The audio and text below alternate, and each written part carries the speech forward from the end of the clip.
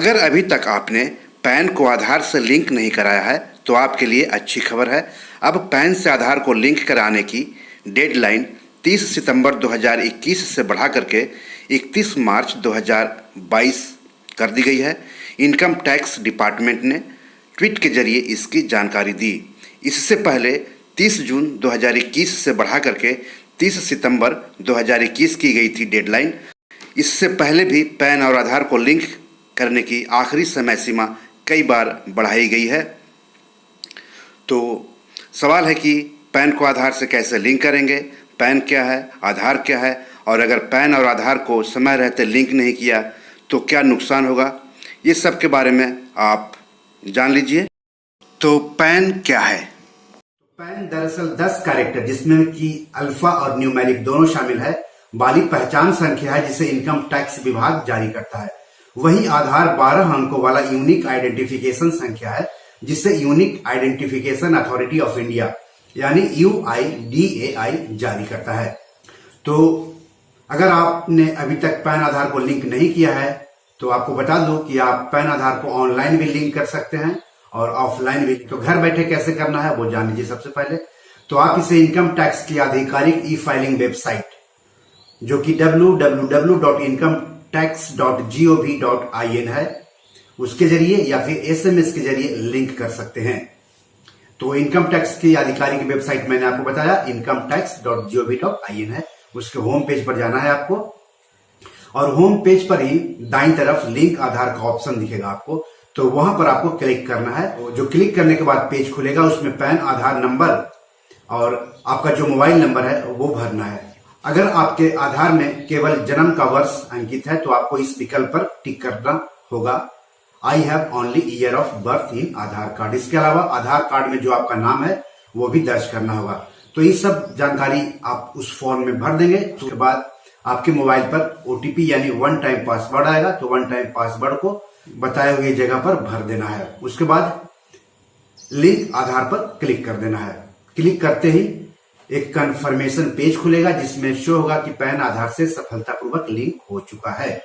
SMS के जरिए भी आप लिंक कर सकते हैं। तो उसके लिए क्या करना पड़ेगा वो भी जान लीजिए। SMS सेवा का इस्तेमाल करने के लिए 567678 या फिर 56161 पर मैसेज भेजकर आधार को पैन कार्ड से लिंक करवाया जा सकता है। तरीका आसान है। SMS के जरिए पैन आधार लिंक करने के लिए मोबाइल फोन के मैसेज बॉक्स में जाकर UIDPN टाइप करना है। UIDPN टाइप करने के बाद स्पेस देकर अपना आधार नंबर और उसके बाद पैन नंबर दर्ज करना है और फिर उसे 567678 या फिर 56161 पर भेज देना है। उदाहरण के लिए UIDPN स्पेस देना है, फिर 12 डिजिट का आधार नंबर डालना है, फिर स्पेस देना है, फिर 10 डिजिट का पैन नंबर डालना है और उसको 567678 पर या फिर 56161 पर भेज देना है। तो इस तरह से SMS के जरिए भी पैन को आधार से लिंक करा सकते हैं। ऑफलाइन कैसे करेंगे वो भी जान लीजिए। पैन सर्विस प्रोवाइडर NSDL या फिर UTI-ITSL के सर्विस सेंटर पर जाकर भी पैन और आधार को लिंक कराया जा सकता है। इसके लिए फॉर्म एनेक्सर 1 भरना होगा और कुछ सहायक दस्तावेज जैसे पैन कार्ड और आधार कार्ड की कॉपी साथ ले जानी होगी। यह प्रक्रिया निःशुल्क नहीं है यानी आपको इसके लिए कुछ पैसे देने होंगे। यह शुल्क लिंकिंग के समय पैन या आधार डिटेल में सुधार किया गया है या नहीं इस पर भी निर्भर करेगा। पैन को आधार से जोड़ते समय यह सुनिश्चित कर लें कि नाम, डेट ऑफ बर्थ और जेंडर में कोई अंतर ना हो। अब है कि पैन आधार से लिंक हुआ है या नहीं, इसको कैसे चेक करेंगे। तो ये भी आप घर बैठे ही चेक कर सकते हैं। तो सबसे पहले आपको आयकर विभाग की आधिकारिक ई फाइलिंग वेबसाइट www.incometax.gov.in पर जाना होगा। तय समय सीमा पर पैन आधार लिंक नहीं हुआ है तो क्या नुकसान होगा। आयकर कानून की धारा 272B के तहत यदि तय समय सीमा में आधार के साथ पैन कार्ड को लिंक नहीं कराया गया है तो 10,000 रुपए की पेनाल्टी देनी पड़ सकती है। इसके साथ ही आपका पैन कार्ड भी निष्क्रिय हो जाएगा यानी कि आपको नया पैन कार्ड बनाना पड़ेगा।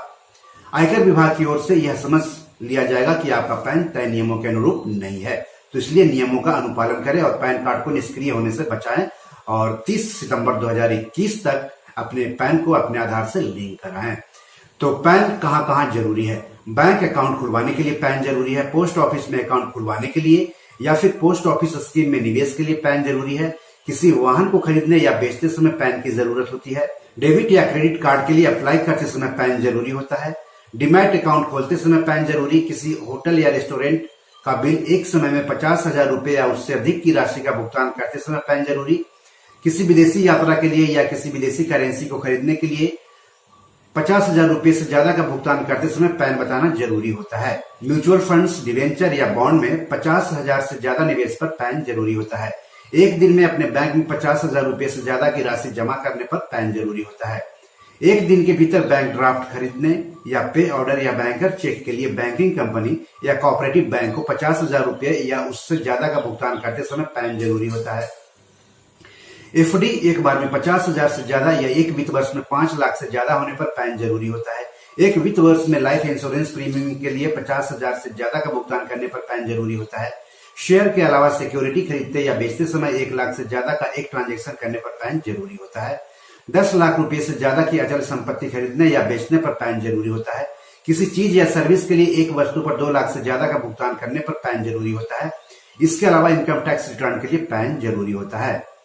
तो इस तरह से आपका पैन निष्क्रिय हो जाएगा तो इतना सारा काम आप नहीं कर पाएंगे। तो इसलिए जरूरी है कि 30 सितंबर 2021 तक पैन को आधार से लिंक करवा लें और पैन को निष्क्रिय होने से बचाएं। पहचान प्रूफ यानी आइडेंटिटी प्रूफ के लिए पैन काम आता है। लोन लेने के लिए पैन जरूरी है, लोन पर सब्सिडी के लिए पैन जरूरी है।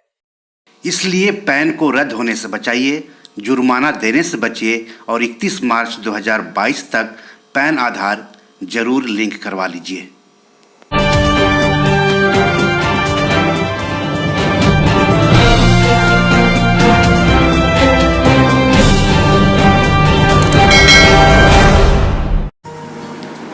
दोस्तों, ये हमारी 7 किताब है जो कि अमेजॉन पर पब्लिश्ड है। आप इसको डाउनलोड करके पढ़ सकते हैं। इसमें आपको पैसों के बारे में, निवेश के बारे में हिंदी में अच्छी जानकारी मिलेगी। साथ ही साथ कुछ कविताओं की भी किताब है जो ज़िंदगी की हकीकत बताएगी। तो इसे आप डाउनलोड कर सकते हैं। डिस्क्रिप्शन में इसके लिंक दिए हुए हैं।